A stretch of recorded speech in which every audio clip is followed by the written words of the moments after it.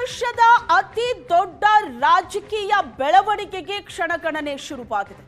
ಕಳೆದ 6 ತಿಂಗಳಿಂದ ರಾಜ್ಯ ಕಾಂಗ್ರೆಸ್ನಲ್ಲಿ ನಡೀತಾ ಇದ್ದಂತಹ ಅಧಿಕಾರ ಹಂಚಿಕೆಯ ಸಂಘರ್ಷಕ್ಕೆ ಇವತ್ತು ಫುಲ್ ಸ್ಟಾಪ್ ಬೀಳಲಿದೆ. ಇವತ್ತೇ ಕೊನೆಯಾಗಲಿದೆ ಕರ್ನಾಟಕದಲ್ಲಿ ಸಿದ್ದರಾಮಯ್ಯನವರ ರಾಜ್ಯಭಾರ. ಮಧ್ಯಾಹ್ನ 3 ಗಂಟೆಗೆ ಮುಹೂರ್ತ ಫಿಕ್ಸ್ ಆಗಿದೆ. ಪದತ್ಯಾಗ ಮಾಡಲಿದ್ದಾರೆ ಸಿದ್ದರಾಮಯ್ಯ. 3 ವರ್ಷದ ಸಿದ್ದರಾಮಯ್ಯನವರ ಆಡಳಿತ ಇವತ್ತು ಮಧ್ಯಾಹ್ನ 3 ಗಂಟೆಗೆ ಅಂತ್ಯ ಆಗುತ್ತೆ. ಮಧ್ಯಾಹ್ನ 3 ಗಂಟೆಗೆ ಸಿಎಂ ಸ್ಥಾನಕ್ಕೆ ಸಿದ್ದರಾಮಯ್ಯನವರು ರಾಜೀನಾಮೆಯನ್ನ ನೀಡಲಿದ್ದಾರೆ. 3 ಗಂಟೆಗೆ ಸಮಯ ನೀಡಿದ್ದಾರೆ ರಾಜ್ಯಪಾಲ ಗೆಹ್ಲೋಟ್ ಅವರು ಸಿದ್ದರಾಮಯ್ಯನವರು. ರಾಹುಲ್ ಸೂಚನೆ ಹಿನ್ನೆಲೆ ರಾಜೀನಾಮೆಯನ್ನ ಕೊಡ್ತಿದ್ದಾರೆ ಸಿದ್ದರಾಮಯ್ಯನವರು.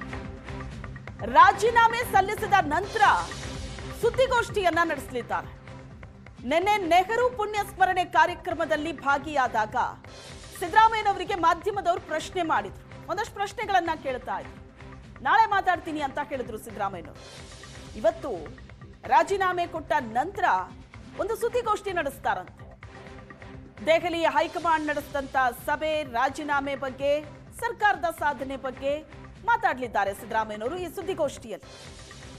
ಸಿದ್ದರಾಮಯ್ಯನವರ 2ನೇ ಅವಧಿಯ 3 ವರ್ಷದ ಆಡಳಿತ ಇವತ್ತು ಅಂತ್ಯವಾಗುತ್ತೆ. ಮಧ್ಯಾಹ್ನ 3 ಗಂಟೆಗೆ ಸಿಎಂ ಸ್ಥಾನಕ್ಕೆ ಸಿದ್ದರಾಮಯ್ಯನವರು ರಾಜೀನಾಮೆಯನ್ನ ಕೊಡಲಿದ್ದಾರೆ. 6 ತಿಂಗಳಿಂದ ನಿರಂತರವಾಗಿ ನಡೀತಾ ಇದ್ದಂತ ಸಂಘರ್ಷ. ರಾಜ್ಯದಲ್ಲಿ ಕಾಂಗ್ರೆಸ್ ಅಧಿಕಾರಕ್ಕೆ ಬಂದಾಗಲೇ ಇದರ ಬಗ್ಗೆ ಬಹಳ ಜೋರಾಗಿ ಚರ್ಚೆ ನಡೀತಾ ಇತ್ತು. ಸಿದ್ದರಾಮಯ್ಯನವರು ಮತ್ತು ಡಿಕೆ ಶಿವಕುಮಾರ್ ಅವರ ನಡುವೆ ಒಂದು ಒಪ್ಪಂದ ಆಗಿದೆ ಹೈಕಮಾಂಡ್ ಸಮ್ಮುಖದಲ್ಲಿ ಅಂತ. 2.5 ವರ್ಷ ಅಂತ ನಾಯಕತ್ವದ ಹಂಚಿಕೆ ಆಗಿದೆ ಅಂತ. ರಾಜ್ಯ ಕಾಂಗ್ರೆಸ್ ಸರ್ಕಾರಕ್ಕೆ 2.5 ವರ್ಷ ಆಗ್ತಾ ಬಂದಂತೆ ಆ ಚರ್ಚೆ ಮತ್ತಷ್ಟು ಜೋರಾಯಿತು. ಹಾಗಾದ್ರೆ ಮುಖ್ಯಮಂತ್ರಿ ಬದಲಾವಣೆ ಆಗುತ್ತಾ ಅಂತ ಅಲ್ಲೊಂದಷ್ಟು ಅಡೆತಡೆಗಳು ಬಂತು. ದೇವರಾಜ ಅರಸು ಅವರ ದಾಖಲೆ, ಆ ದಾಖಲೆಯನ್ನ ಬ್ರೇಕ್ ಮಾಡೋದಿದೆ ಅಂತ ಸಿದ್ದರಾಮಯ್ಯನವರು ಆ ದಾಖಲೆಯನ್ನ ಕೂಡ ಬ್ರೇಕ್ ಮಾಡಿದ್ರು. ದೀರ್ಘಾವಧಿ ಸಿಎಂ ಅನ್ನೋ ಹೆಗ್ಗಳಿಕೆ ಈಗ ಸಿದ್ದರಾಮಯ್ಯನವರ ಪಾಲಿಗೆ.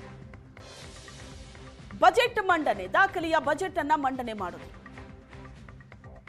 ಇವೆಲ್ಲವೂ ಮುಗಿದಿದೆ. ಈಗ 6 ತಿಂಗಳು ಹೆಚ್ಚುವರಿ ಸಮಯ ಸಿದ್ದರಾಮಯ್ಯನವರು ತಗೊಂಡಂತಾಗಿದೆ. ಆ 2.5 ವರ್ಷದ ಒಪ್ಪಂದದ ಬಗ್ಗೆನೇ ಮಾತಾಡೋದಾದ್ರೆ 6 ತಿಂಗಳು ಹೆಚ್ಚುವರಿ ಸಮಯ ಸಿದ್ದರಾಮಯ್ಯನವರಿಗೆ ಸಿಕ್ಕಿದೆ.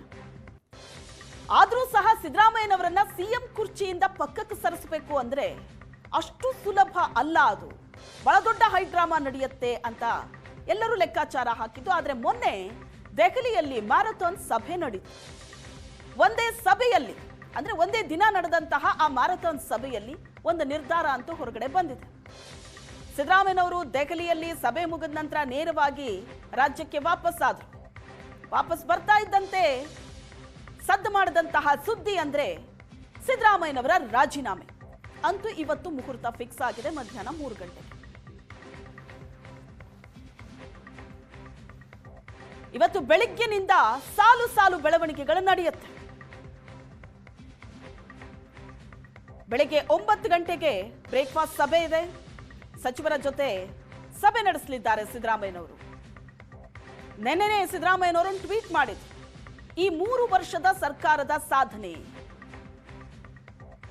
ಚುನಾವಣೆ ಸಂದರ್ಭದಲ್ಲಿ ಜನರಿಗೆ ಕೊಟ್ಟಂತಹ ಭರವಸೆ, ಗ್ಯಾರಂಟಿ ಭರವಸೆ, ಅಧಿಕಾರಕ್ಕೆ ಬಂದ ನಂತರ ಆ ಭರವಸೆಯನ್ನ ಈಡೇರಿಸಿದ ಬಗ್ಗೆಯೂ ಕೂಡ ಮುಖ್ಯಮಂತ್ರಿಗಳು ಟ್ವೀಟ್ನಲ್ಲಿ ಉಲ್ಲೇಖ ಮಾಡಿದ್ರು. 5 ಗ್ಯಾರಂಟಿಗಳನ್ನ ನಾವೇನ್ ಕೊಟ್ಟಿದ್ವಿ, ಆ ಭರವಸೆಯನ್ನ ನಾವು ಈಡೇರಿಸಿದ್ದೀವಿ, ಕೊಟ್ಟ ಮಾತಿನಂತೆ ನಾವು ನಡ್ಕೊಂಡಿದ್ದೀವಿ. 3 ವರ್ಷದ ಸರ್ಕಾರದ ಸಾಧನೆ ಏನಿದೆ, ಆ ಯಶಸ್ಸೇನಿದೆ, ಅದು ಆ ಕ್ರೆಡಿಟ್ ಕರ್ನಾಟಕದ ಪ್ರತಿಯೊಬ್ಬ ಕನ್ನಡಿಗನಿಗೆ ಹೋಗಬೇಕು ಅಂತ ಟ್ವೀಟ್ ಮಾಡಿದ್ರು.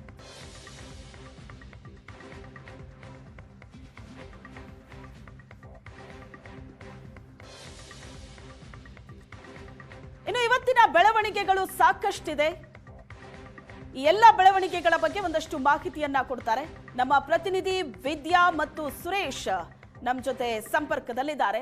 ಸುರೇಶ್, ಸಿಎಂ ಮನೆ ಹತ್ರ ಇದ್ದಾರೆ. ಸುರೇಶ್, ಏನ್ ನಡೀತಾ ಇದೆ ಈಗ? ಯಾಕಂದ್ರೆ ಇನ್ನೇನು ಒಂದು ಸ್ವಲ್ಪ ಹೊತ್ತಲ್ಲೇ ಸಚಿವರು ಬರೋದಕ್ಕೆ ಶುರು ಆಗತ್ತೆ, ಬ್ರೇಕ್ಫಾಸ್ಟ್ ಸಭೆಯಿಂದ ಆರಂಭ ಆಗತ್ತೆ ಇವತ್ತಿನ ಬೆಳವಣಿಗೆ ಅಂತ. ಸೊ ಈಗ ಸದ್ಯಕ್ಕೆ ಏನಾಗ್ತಿದೆ? ಶ್ವೇತಾ, ಇದು ಸಿಎಂ ಸಿದ್ದರಾಮಯ್ಯನವರಿಗೆ ಸೆಂಡ್ ಆಫ್ ಡೇ ಅಂತಾನೆ ಹೇಳ್ಬೋದು. ಇನ್ನೇನು ಸ್ವಲ್ಪ ಹೊತ್ತಿಗೆ ಅಂದ್ರೆ 9 ಗಂಟೆಯ ಸುಮಾರಿಗೆ ಎಲ್ಲ ಸಚಿವರಿಗೂ ಕೂಡ ಸಿಎಂ ಸಿದ್ದರಾಮಯ್ಯನವರು ತಮ್ಮ ನಿವಾಸ ಕಾವೇರಿಯಲ್ಲಿ ಒಂದು ಉಪಹಾರ ಕೂಟವನ್ನ ಏರ್ಪಾಡು ಮಾಡಿದ್ದಾರೆ. ಇಲ್ಲಿಗೆ ಎಲ್ಲ ಸಚಿವರು ಬರ್ತಾರೆ. ನಿನ್ನೆ ನಡೆದಂತಹ ಬೆಳವಣಿಗೆಗಳು ಈಗಾಗಲೇ ಎಲ್ರಿಗೂ ಕೂಡ ಗೊತ್ತಿದೆ. ಸಿಎಂ ಸಿದ್ದರಾಮಯ್ಯನವರ ನಿವಾಸಕ್ಕೆ ಸಾಲು ಸಾಲು ಅವರ ಬೆಂಬಲಿಗರು, ಆಪ್ತ ಶಾಸಕರು, ಸಚಿವರುಗಳು ಎಲ್ಲರೂ ಕೂಡ ಬಂದರು. ಮೊನ್ನೆ ದೆಹಲಿಯಲ್ಲಿ ನಡೆದಂತಹ ಸಭೆಯ ಬಗ್ಗೆ ಮಾಹಿತಿಯನ್ನ ಕೇಳಿ ಪಡೆದುಕೊಂಡ್ರು. ಅದರ ಜೊತೆಯಲ್ಲಿ ಸಿಎಂ ಸಿದ್ದರಾಮಯ್ಯನವರು ಈಗ ರಾಜೀನಾಮೆ ಕೊಡುವುದು ಬೇಡ, ಸ್ವಲ್ಪ ಕಾಲಾವಕಾಶವನ್ನ ಕೇಳಿ ಅನ್ನುವಂಥ ನಿಟ್ಟಿನಲ್ಲಿ ಒತ್ತಾಯವನ್ನು ಕೂಡ ಮಾಡಿದ್ರು. ಆದರೆ ಸಿಎಂ ಸಿದ್ದರಾಮಯ್ಯನವರು ಒಂದು ರೀತಿ ಮೈಂಡಲ್ಲಿ ಫಿಕ್ಸ್ ಆದ ರೀತಿ ಇದೆ. ಇವತ್ತು ನಾನು ಲೋಕಭವನಕ್ಕೆ ತೆರಳ್ತೀನಿ, ರಾಜೀನಾಮೆಯನ್ನ ಕೊಡ್ತೀನಿ ಅನ್ನುವಂಥ ಮಾತನ್ನ ತಮ್ಮ ಆಪ್ತರೊಂದಿಗೆ ಅವರು ಈಗಾಗಲೇ ಹೇಳ್ಕೊಂಡಿದ್ದಾರೆ. ಇನ್ನೇನು ಕೆಲವೇ ಹೊತ್ತಿನಲ್ಲಿ ಎಲ್ಲ ಸಚಿವರು ಬರ್ತಾರೆ. ಸಿಎಂ ಸಿದ್ದರಾಮಯ್ಯನವರ ಮನೆಯಲ್ಲಿ ಒಂದು ಬ್ರೇಕ್ಫಾಸ್ಟ್ ಮೀಟಿಂಗ್ ಕೂಡ ಆಗುತ್ತೆ. ಈ ಒಂದು ಸಭೆಯಲ್ಲಿ ಸಿಎಂ ಸಿದ್ದರಾಮಯ್ಯನವರು ಎಲ್ರಿಗೂ ಕೂಡ ಅಂದ್ರೆ ಎಲ್ಲ ಸಚಿವರಿಗೂ ಕೂಡ ಅವರ ಒಂದು ಸಹಕಾರಕ್ಕೆ ಧನ್ಯವಾದಗಳನ್ನ ಹೇಳುವಂಥದ್ದು, ಹಾಗೂ ಮುಂದೆ ಯಾರು ಸಿಎಂ ಆಗ್ತಾರೆ ಅವರಿಗೆ ಒಂದು ರೀತಿ ಸಹಕಾರವನ್ನು ಕೊಡಬೇಕು. ಇನ್ನೂ 2 ವರ್ಷ ಕಾಲ ಅವಧಿ ಇದೆ, ಕಾಂಗ್ರೆಸ್ ಸರ್ಕಾರದ ಅವಧಿ ಇದೆ. ಈ ಅವಧಿಯಲ್ಲಿ ಸರ್ಕಾರವನ್ನ ಸುಲಲಿತವಾಗಿ ನಡೆಸ್ಕೊಂಡು ಹೋಗೋದಕ್ಕೆ ಒಂದು ಸಹಕಾರವನ್ನು ಕೊಡಬೇಕು ಅನ್ನುವಂಥ ನಿಟ್ಟಿನಲ್ಲಿ ಎಲ್ಲರ ಜೊತೆ ಚರ್ಚೆಯನ್ನು ಕೂಡ ಮಾಡುವಂತಹ ಕೆಲಸ ಆಗುತ್ತೆ. ಅದಾದ ಬಳಿಕ ಮಧ್ಯಾಹ್ನ 3 ಗಂಟೆ ಸುಮಾರಿಗೆ ಲೋಕಭವನಕ್ಕೆ ಈಗಾಗಲೇ ಸಿಎಂ ಸಿದ್ದರಾಮಯ್ಯನವರು ತೆರಳ್ತಾರೆ. ಅಲ್ಲಿ ಸಮಯಾವಕಾಶವನ್ನು ಕೂಡ ರಾಜ್ಯಪಾಲರ ಬಳಿ ಕೇಳಿದ್ದಾರೆ. ಆದರೆ ದಿಢೀರ್ ಬೆಳವಣಿಗೆಯಲ್ಲಿ ರಾಜ್ಯಪಾಲರು ಇದೀಗ ಮಧ್ಯಪ್ರದೇಶಕ್ಕೆ ಇಂದೋರ್ಗೆ ತೆರಳಿದ್ದಾರೆ ಅಂತ ತಿಳಿದು ಬಂದಿದೆ. ಅವರ ಅನುಪಸ್ಥಿತಿಯಲ್ಲಿ ರಾಜೀನಾಮೆಯನ್ನ ಲೋಕಭವನದ ಅಧಿಕಾರಿಗಳಿಗೆ ಸಲ್ಲಿಸ್ತಾರಾ ಅನ್ನುವಂಥದ್ದು ಒಂದು ಕುತೂಹಲದ ಪ್ರಶ್ನೆ ಕೂಡ ಆಗಿದೆ. ನಿನ್ನೆ ರಾಜ್ಯ ಕಾಂಗ್ರೆಸ್ ಉಸ್ತುವಾರಿಗಳಾದಂತಹ ಸುರ್ಜೇವಾಲಾ ಅವರು ಕೂಡ ತಡರಾತ್ರಿ ಸಿಎಂ ಸಿದ್ದರಾಮಯ್ಯನವರ ನಿವಾಸಕ್ಕೆ ಬರ್ತಾರೆ. ಸುಮಾರು 45 ನಿಮಿಷಗಳ ಕಾಲ ಸಿದ್ದರಾಮಯ್ಯನವರ ಜೊತೆ ಚರ್ಚೆಯನ್ನ ಮಾಡ್ತಾರೆ. ಎಲ್ಲ ಬೆಳವಣಿಗೆಗಳ ಬಗ್ಗೆ, ಮುಂದಿನ ಆಗು ಹೋಗುಗಳ ಬಗ್ಗೆ, ಅಂದ್ರೆ ಸಿಎಂ ಸಿದ್ದರಾಮಯ್ಯ ರಾಜೀನಾಮೆ ಕೊಟ್ಟ ಬಳಿಕ ನಡೆಯುವಂತ ಬೆಳವಣಿಗೆಗಳ ಬಗ್ಗೆ, ಶಾಸಕಾಂಗ ಪಕ್ಷದ ಸಭೆಯನ್ನ ಕರೆಯುವ ಬಗ್ಗೆ, ಮುಂದೆ ಶಾಸಕಾಂಗ ನಾಯಕನನ್ನ ಆಯ್ಕೆ ಮಾಡುವ ಬಗ್ಗೆ, ಈ ಎಲ್ಲ ವಿಚಾರಗಳ ಬಗ್ಗೆ, ಸಿದ್ದರಾಮಯ್ಯನವರ ಸಹಕಾರದ ಬಗ್ಗೆ, ಈ ಎಲ್ಲದರ ಬಗ್ಗೆ ಕೂಡ ಚರ್ಚೆಯನ್ನು ಕೂಡ ಮಾಡಿದ್ದಾರೆ. ಒಟ್ಟಾರೆಯಾಗಿ ಹೇಳಬೇಕು ಅಂತಂದ್ರೆ ಆಗ್ಲೇ ಹೇಳಿದ ಹಾಗೆ ಇದು ಸಿದ್ದರಾಮಯ್ಯನವರ ಅಂದ್ರೆ ಏನು ದಾಖಲೆಗಳನ್ನ ಮಾಡಿದಂತ ಸಿದ್ದರಾಮಯ್ಯ, ಒಂದು ರೀತಿ ಭಾಗ್ಯಗಳನ್ನ ಘೋಷಣೆ ಮಾಡಿದಂತ ಸಿದ್ದರಾಮಯ್ಯ ಅವರ ಒಂದು ಯುಗ ಇವತ್ತಿಗೆ ಅಂತ್ಯ ಆಗ್ತಿದೆ ಆಡಳಿತದಲ್ಲಿ ಅಂತ ಹೇಳಬಹುದು. ಶ್ವೇತಾ, ಓಕೆ ಸುರೇಶ್, ಇವತ್ತು ಇಡೀ ದಿನ ಸಿದ್ದರಾಮಯ್ಯನವರ ಟೈಮ್ ಟೇಬಲ್ ಯಾವ ರೀತಿ ಇದೆ? ನಾನು ಆಗ್ಲೇ ಹೇಳಿದಾಗೆ ಈಗ ಬ್ರೇಕ್ಫಾಸ್ಟ್ ಸಭೆಯಿಂದ ಆರಂಭ ಆಗತ್ತೆ ನಿಜ, ಬಟ್ ಇವತ್ತು ಇಡೀ ದಿನದ ಕಾರ್ಯಕ್ರಮಗಳು ಏನಿದೆ, ಎಷ್ಟೆಷ್ಟೊತ್ತಿಗೆ ಏನೇನು ನಡೆಯುತ್ತೆ ಅನ್ನೋದ್ರ ಬಗ್ಗೆ ಇನ್ಫಾರ್ಮೇಶನ್ ಸಿಗ್ತಾ ಇದೆ?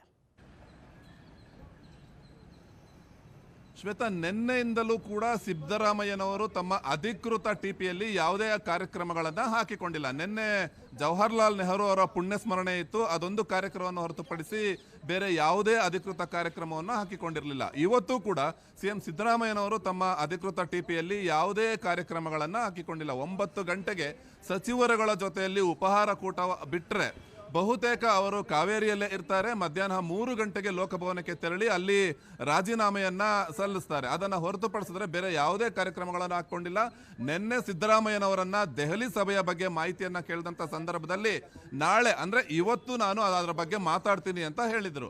ಹಾಗಾಗಿ ಲೋಕಭವನಕ್ಕೆ ತೆರಳಿ ರಾಜೀನಾಮೆ ಕೊಟ್ಟು ಬಂದ ಬಳಿಕ ಮಾಧ್ಯಮ ಗೋಷ್ಠಿ ಮಾಡಬಹುದು ಅನ್ನುವಂತಹ ಒಂದು ಮಾಹಿತಿ ಇದೆ. ಆದರೆ ಅಧಿಕೃತವಾಗಿ ಅವರು ಸುದ್ದಿಗೋಷ್ಠಿಯ ಬಗ್ಗೆ ಕೂಡ ಎಲ್ಲೂ ಕೂಡ ಹೇಳ್ಕೊಂಡಿಲ್ಲ. ಲೋಕಭವನಕ್ಕೆ ತೆರಳಿ ರಾಜೀನಾಮೆ ಕೊಟ್ಟ ಬಳಿಕ ಅಲ್ಲೇ ಅವರು ಮಾತಾಡ್ತಾರ, ಅಂದ್ರೆ ಲೋಕಭವನದ ಎದುರು ಮಾಧ್ಯಮಗಳಿಗೆ ಮಾತಾಡ್ತಾರ, ಅಥವಾ ಕಾವೇರಿಯಲ್ಲಿ ಸುದ್ದಿಗೋಷ್ಠಿಯನ್ನ ಕರೀತಾರ, ಅಥವಾ ಬೇರೆ ಎಲ್ಲಾದರೂ ಸುದ್ದಿಗೋಷ್ಠಿಯನ್ನ ಕರೀತಾರ ಗೊತ್ತಿಲ್ಲ. ಆದರೆ ಈ ಒಂದು 3 ವರ್ಷಗಳ ಅವಧಿಯಲ್ಲಿ ತಾನು ಮಾಡಿದ ಸಾಧನೆಗಳ ಬಗ್ಗೆ, ಕಾಂಗ್ರೆಸ್ ಸರ್ಕಾರಕ್ಕೆ ಮತ್ತು ಖುದ್ದು ತಮಗೆ ಸಿದ್ದರಾಮಯ್ಯನವರಿಗೆ ಜನ ಬೆಂಬಲ ಕೊಟ್ಟ ರೀತಿಗೆ, ಶಾಸಕರು ಸಚಿವರು ಬೆಂಬಲ ಕೊಟ್ಟ ರೀತಿಗೆ ಒಂದು ರೀತಿ ಕೃತಜ್ಞತೆಯನ್ನ ಸಲ್ಲಿಸಬಹುದು. ಇನ್ನು ಮುಂದಿನ ದಿನಗಳಲ್ಲಿ ತಾನು ಯಾವ ರೀತಿ ಸರ್ಕಾರಕ್ಕೆ ಒಂದು ರೀತಿ ಬೆನ್ನೆಲುಬಾಗಿ ಇರ್ತೀನಿ ಅನ್ನುವಂಥ ನಿಟ್ಟಿನಲ್ಲಿ ಒಂದಷ್ಟು ಮಾಹಿತಿಯನ್ನ ಕೂಡ ಕೊಡಬಹುದು. ಏನೆಲ್ಲ ದೆಹಲಿಯಲ್ಲಿ ಮಾತುಕತೆಗಳಾಗಿದೆ, ಹೈಕಮಾಂಡ್ ತಮಗೆ ಕೊಟ್ಟಂತ ಬೆಂಬಲಕ್ಕೆ ಒಂದು ಕೃತಜ್ಞತೆಗಳನ್ನ ಸಲ್ಲಿಸಬಹುದು. ಈ ರೀತಿ ಮಾಧ್ಯಮ ಗೋಷ್ಠಿಯಲ್ಲಿ ಒಂದಷ್ಟು ವಿಚಾರಗಳನ್ನ ಹಂಚಿಕೊಳ್ಬಹುದು ಅಂತ ಹೇಳಲಾಗ್ತಾ ಇದೆ. ಬಹುತೇಕ ಸಚಿವರು ಶಾಸಕರು ನಿನ್ನೆ ತಡರಾತ್ರಿಯವರೆಗೂ ಸಿದ್ದರಾಮಯ್ಯನವರನ್ನ ಭೇಟಿ ಮಾಡಿ ತೆರಳಿದ್ದಾರೆ. ಇವತ್ತು ಕೂಡ ಬಹುತೇಕ ಬರಬೇಕು. ಇನ್ನೇನು ಕೆಲವೇ ಹೊತ್ತಿನಲ್ಲಿ ಅಂದ್ರೆ 9 ಗಂಟೆಯ ಸುಮಾರಿಗೆ ಸಿದ್ದರಾಮಯ್ಯನವರ ನಿವಾಸಕ್ಕೆ ಎಲ್ಲ ಸಚಿವರು ಕೂಡ ಉಪಹಾರಕ್ಕೆ ಅಂತ ಬರ್ತಾರೆ. ಅದಾದ ಬಳಿಕವೂ ಒಂದಷ್ಟು ಜನ ಶಾಸಕರು, ಸಿದ್ದರಾಮಯ್ಯನವರ ಆಪ್ತರು ಬರಬಹುದು. ಇದೆಲ್ಲದರ ನಡುವೆ ಅಲ್ಲಲ್ಲಿ ಸಿದ್ದರಾಮಯ್ಯನವರ ಅಭಿಮಾನಿಗಳಿಂದ ಒಂದು ಪ್ರತಿಭಟನೆಗಳು ಕೂಡ ನಡೀತಾ ಇದೆ. ಅಂದ್ರೆ ಸಿದ್ದರಾಮಯ್ಯನವರನ್ನ ಅಧಿಕಾರದಿಂದ ಇಳಿಸಬಾರದು, ಅವರನ್ನೇ ಕಂಟಿನ್ಯೂ ಮಾಡಬೇಕು ಅನ್ನುವಂಥ ನಿಟ್ಟಿನಲ್ಲಿ ಪ್ರತಿಭಟನೆಗಳು ಕೂಡ ನಡೀತಾ ಇದೆ. ನಿನ್ನೆ ಕೂಡ ಸಿದ್ದರಾಮಯ್ಯನವರ ಸರ್ಕಾರಿ ನಿವಾಸ ಕಾವೇರಿಯ ಮುಂದೆ ಒಂದಷ್ಟು ಜನ ಅವರ ಅಭಿಮಾನಿಗಳು, ಕಾರ್ಯಕರ್ತರು ಸಿದ್ದರಾಮಯ್ಯನವರು ಯಾವುದೇ ಕಾರಣಕ್ಕೂ ಅಧಿಕಾರದಿಂದ ಇಳಿಬಾರದು ಅನ್ನುವಂಥ ನಿಟ್ಟಿನಲ್ಲಿ ಪ್ರತಿಭಟನೆಗಳನ್ನ ಮಾಡಿದ್ದಂಥದ್ದನ್ನ ನಾವು ನೋಡಿದ್ದೇವೆ. ಇವತ್ತು ಕೂಡ ಅಂತಹ ಒಂದಷ್ಟು ಪ್ರತಿಭಟನೆಗಳು ಮುಂದುವರಿಯಬಹುದು. ಇದೆಲ್ಲದರ ನಡುವೆ ಇವತ್ತು ಸಿಎಂ ಸಿದ್ದರಾಮಯ್ಯನವರು ಯಾವುದೇ ಅಧಿಕೃತ ಕಾರ್ಯಕ್ರಮಗಳನ್ನು ಹಾಕಿಕೊಂಡಿಲ್ಲ. 9 ಗಂಟೆಗೆ ಸಚಿವರ ಜೊತೆ ಉಪಹಾರ ಮಾಡ್ತಾರೆ. ಅದಾದ ಬಳಿಕ ಅವರು ಮನೆಯಲ್ಲೇ ಇರ್ತಾರೆ. ಮಧ್ಯಾಹ್ನ 3 ಗಂಟೆಯ ಸುಮಾರಿಗೆ ಲೋಕಭವನಕ್ಕೆ ತೆರಳಿ ರಾಜೀನಾಮೆಯನ್ನ ಸಲ್ಲಿಸುವಂತಹ ಮಾಹಿತಿ ಸದ್ಯಕ್ಕೆ ಲಭ್ಯ ಇದೆ. ಶ್ವೇತಾ, ಹಾಗೆ ಸಂಪರ್ಕದಲ್ಲಿರಿ ಸುರೇಶ್.